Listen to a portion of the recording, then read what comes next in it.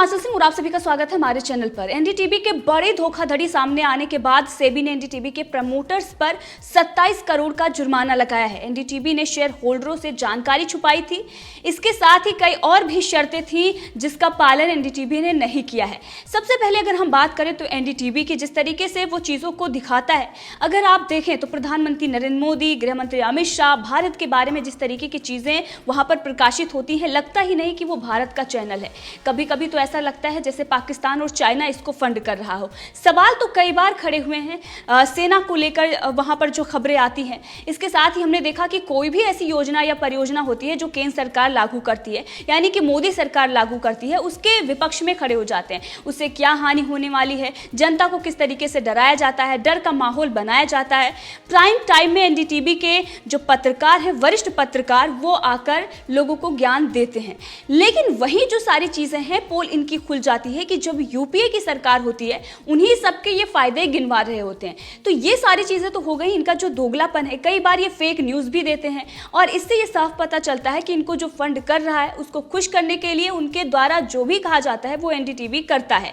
लेकिन जो अपनी सच्चाई है, जो इतने बड़े बड़े फ्रॉड हैं, कभी भी रवीश कुमार अपने चैनल पर आकर प्रकाशित नहीं करते हैं, नहीं बताते कि इतने बड़े बड़े फ्रॉड मेरे चैनल के द्वारा किए जा रहे हैं। इतने सालों से कोई टीआरपी नहीं है, कोई देखना भी नहीं चाहता, उसके बाद भी चैनल चल रहा है। तो सबसे बड़ी बात तो यही आकर सवाल खड़ा हो जाता है कि आखिर इतने सालों से इसे चला कौन रहा है, कैसे चल रहा है। अब इस मामले में राधिका रॉय और उनके पति प्रणव रॉय दोनों को 1-1 करोड़ का तो जुर्माना लगा है। इसके साथ ही जो प्रमोटर्स हैं 25 करोड़ का जुर्माना साथ में तीनों पर लगाया गया है। मतलब 25 करोड़ का जो जुर्माना है वो जो प्रमोटर्स कंपनी है, इसके साथ ही राधिका रॉय और प्रणव रॉय, और इसके साथ अलग से 1-1 करोड़ का जुर्माना लगाया गया है राधिका रॉय और उनके पति प्रणव रॉय पर। मतलब टोटल जो है वो 27 करोड़ का ये जुर्माना लगाया गया है। 2 साल तक वो शेयर मार्केट में पैसा भी नहीं लगा सकते हैं। इसके साथ ही अगर हम बात करें तो ये जो पेनल्टी लगाई गई है, जो जुर्माना लगाई गई है, ये कार्रवाई भेदिया कारोबार में शामिल होने के चलते की गई है। सेबी ने दोनों को 12 साल पहले ही भेदिया कारोबार गतिविधियों से अवैध तरीके से कमाए गए 16 से ज़्यादा ही लगभग 17 करोड़ रुपए लौटाने को भी कहा था। दूसरी तरफ प्रणव रॉय और राधिका रॉय ने ये कहा है कि वो सेबी के आदेश के खिलाफ कोर्ट जाएंगे, लेकिन इससे पहले 2 साल के लिए वो शेयर मार्केट में पैसा नहीं लगा सकते। इस तरीके का आदेश दिया गया था सेबी की तरफ से। ये जो बड़ा फ्रॉड निकलकर सामने आया है, इसमें ये कहा जा रहा है कि एनडीटीवी सालों से जो उनके शेयर होल्डर्स हैं उनसे जो जानकारी है उसको छुपा रहा था। साथ ही जो नियम कानून थे उसमें भी उन्होंने बहुत सारी चीज़ें छिपाई हैं। जो लोन इनके तरफ से लिया गया है उसमें भी बड़ा झोल सामने आ रहा है। अब सब पर हम बात करेंगे कि आखिर क्या पूरा मामला है और किस तरीके से सेबी ने इस पर कार्रवाई की है और इस पर एनडीटीवी क्या कह रहा है। एनडीटीवी का यही कहना है कि हम इसके खिलाफ कोर्ट जाएंगे, लेकिन जो सच्चाई है उसके बारे में हम आपको बता रहे हैं। सेबी ने ये कहा है, एक सर्कुलर जारी करके ये जानकारी दी है और ये कहा है कि ये जो पैसा है यानी कि 27 करोड़ उसको 45 दिनों के अंदर जमा कराना है एनडीटीवी को। सेबी ने इस मामले में बताया है कि उन्हें शिकायत मिली थी। सेबी ने यह बताया कि 26 अगस्त 2017 में क्वांटम सिक्योरिटीज से शिकायत मिली थी। ये शिकायत एक लोन से संबंध में थी जिसमें प्रणव रॉय, राधिका रॉय और RRPR होल्डिंग को पार्टी बनाया गया था। इसमें ICICI बैंक और एक अन्य कंपनी भी पार्टी थी। सेबी ने यह कहा था कि RRPR होल्डिंग और ICICI बैंक के बीच 14 अक्टूबर 2008 को लोन एग्रीमेंट हुआ था। ICICI बैंक और RPR होल्डिंग जो है ये प्रमोटर्स कंपनी है एनडीटीवी की।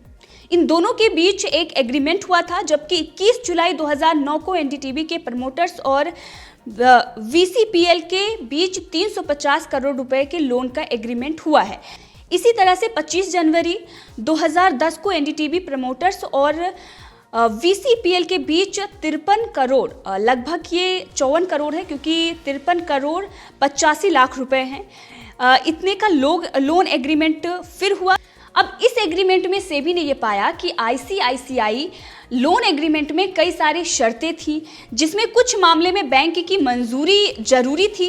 इसमें एक कॉर्पोरेट स्ट्रक्चरिंग का भी मामला था, साथ ही इस लोन एग्रीमेंट का खुलासा करना था जो एनडीटीवी ने नहीं किया। यानी कि जो ये एग्रीमेंट हुआ था उसका खुलासा उनको बताना चाहिए था कि जो उनके शेयर होल्डर्स थे उनको इस बारे में सारी जानकारी देनी चाहिए थी। लेकिन ये जो लोन लिया गया इसकी सारी जानकारी उनके तरफ से छुपाई गई। ये जो शेयर होल्डर्स थे उनको नहीं बताई गई। मतलब यहाँ पर साफ है कि एनडीटीवी अपने जो शेयर होल्डर्स हैं, यानी कि अगर आप मार्केट में पैसा लगाने के लिए किसी को बोलते हैं, अगर आप अपने जो शेयर हैं वो बेच रहे हैं, तो वहाँ पर अगर आपके क्या हालात हैं आपके कंपनी के, कहाँ से कैसा पैसा लिया है आपने, कहाँ कहाँ के पैसे लगे हुए हैं, ये सारी चीज़ें अगर आप शेयर होल्डर को नहीं बताते हैं, आप मार्केट में ये सारी चीज़ें नहीं जारी करते हैं, तो ये एक बहुत बड़ा फ्रॉड होता है। कोई भी अगर इंसान है बाहर का, अगर आपकी कंपनी में पैसा लगाना चाहता है, कोई भी अगर आपके शेयर को खरीदना चाहता है, तो वो सारी जानकारी आपसे चाहेगा।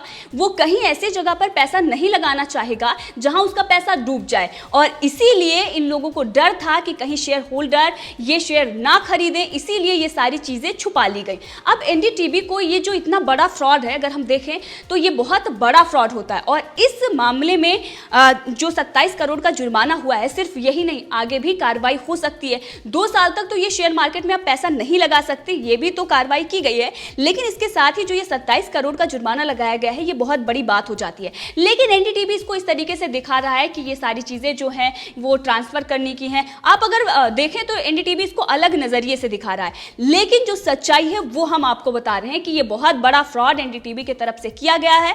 अब इस पर जो सबसे बड़े प्रवक्ता हैं, जो सबसे बड़े पत्रकार अपने आप को समझते हैं, जिनको विदेशों से भी अवार्ड मिल जाते हैं, और वो अवार्ड किस लिए मिलते हैं ये भी दुनिया को पता है कि भारत के बारे में जिस तरीके से आप जहर उगलते हैं, जो गलत चीजें आप दिखाते हैं, वो देश इस बात से खुश हो जाते हैं कि आप अपने ही देश के बारे में अगर खड़े हो जाते हैं तो आप बहुत ज्यादा निष्पक्ष हो गए, और इसीलिए उनको अवार्ड मिल जाता है। लेकिन वो अवार्ड जो अवार्ड उनको दिया जाता है, उस अवार्ड का अगर वो लाज रखें तो इस तरीके की जो चीजें उनके कंपनी के अंदर हो रही है, जो उनके चैनल के अंदर हो रही है, उसका भी खुलासा करना चाहिए, उस पर भी निष्पक्ष रूप से आकर उनको प्राइम टाइम करना चाहिए। लेकिन उनके जो पत्रकार हैं वो ये सारी चीज़ें छुपा रहे हैं। और एनडीटीवी की अगर हम देखें मानसिकता और जिस तरीके से वो न्यूज़ देता है, एक वामपंथी, और इसमें सबको पता है कि कहाँ कहाँ से पैसे आ रहे हैं, किस तरीके की फंडिंग होती है, सालों से कोई टीआरपी नहीं है। अब इस सबको लेकर तो सोशल मीडिया पर लोग सवाल पूछ ही रहे हैं। वैसे भी लोग ये कहते हैं कि एनडीटीवी को जब कोई देख नहीं रहा तो इतने सालों से कैसे चल रहा है। गोदी मीडिया तो ये दूसरे चैनलों को कहते हैं, लेकिन इनका जन्म कहाँ, किसके गोद में हुआ है, वो भी दुनिया को पता है। और वो लोग इनको किस तरीके से फंड करते हैं, जो उनके द्वारा कहा जाता है वही किया जाता है। पहले यही है जो यूपीए गवर्नमेंट में उसी योजना परियोजना के पुलिंदे बांध रहे थे, किस तरीके से लाभ बता रहे थे, और जब वही प्रधानमंत्री नरेंद्र मोदी की सरकार करती है तो उसके क्या नाकामियां रही है सरकार की, किस तरीके से लोगों को इससे नुकसान होगा, वो सारी चीजें बताई जाती हैं। मतलब पूरी तरीके से आप बदल जाएं, और उसके बाद आप कहते हैं कि हम निष्पक्ष हैं। तो ये जो बड़े बड़े फ्रॉड आपने किए हैं, ये पहले भी आपने 2014 से पहले भी बड़े बड़े फ्रॉड किए होंगे, लेकिन आप पर कोई कार्रवाई ही नहीं हुई। यहाँ तक तो आप पर यह भी आरोप लगता है कि आपने दूरदर्शन, डीडी न्यूज़ के आपने टेप तक चुराए हैं। अब इसका खुलासा तो सोशल मीडिया पर होता रहता है, उस पर बहस चलती रहती है, लेकिन ये जो खुलासा हुआ है, जो ये 27 करोड़ का जुर्माना आप पर लगा है, और जो आपने इस तरीके से लोन लिए थे, दो बैंक से लोन लिए, और आपने एक का बैंक लोन जो है वो चुकाया, दूसरा का आपने उसमें चुकाया भी नहीं, उसमें भी कोई बड़ी झोल नज़र आ रही है। तो इस सब को लेकर आपको एक प्राइम टाइम करना चाहिए, और उसमें सारी चीज़ें आपको बतानी चाहिए कि किस प्रकार से मेरी कंपनी ने बड़े बड़े घोटाले किए, किस प्रकार से हमने लोगों से जानकारी छुपाई ताकि लोग पैसा लगाएं, हमने लोगों को बेवकूफ़ बनाया, जिस तरीके से हम अपने न्यूज़ के जरिए लोगों को बेवकूफ़ बनाते हैं, गलत न्यूज़ दिखाते हैं और उसके बाद माफ़ी तक नहीं मांगते हैं। अब लोन से संबंधित जानकारी इन्होंने कैसे छुपाई, इस बारे में हम बात करेंगे। इन्होंने 25 जनवरी, जैसे कि मैंने आपको बताया, 2010 को जो इनके प्रमोटर्स हैं और इसके साथ ही वीसीपीएल के बीच जो 53 लगभग 54 करोड़ का जो लोन एग्रीमेंट हुआ था, उसमें इन्होंने कई सारी जानकारी छुपाई थी और इसका खुलासा भी उन्होंने नहीं किया था।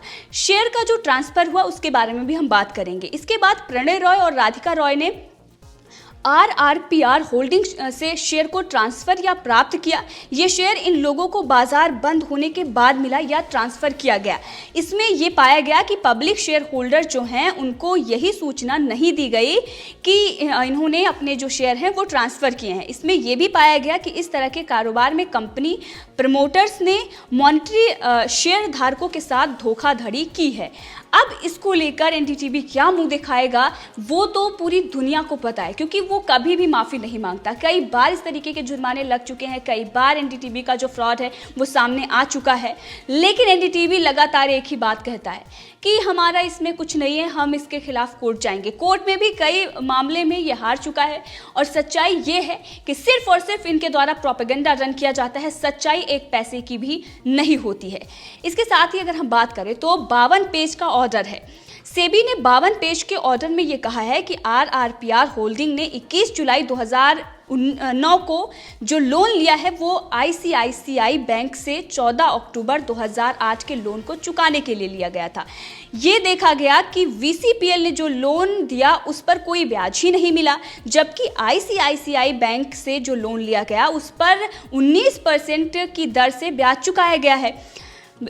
VCPL के एग्रीमेंट का क्या क्लॉज है, इस पर हम बात करेंगे। हालांकि VCPL के साथ शेयर के कन्वर्जन का भी लोन एग्रीमेंट में क्लॉज था। ये भी पाया गया कि RPR होल्डिंग को प्रणय रॉय और राधिका रॉय ने 1.15 करोड़ शेयरों को ट्रांसफ़र किया।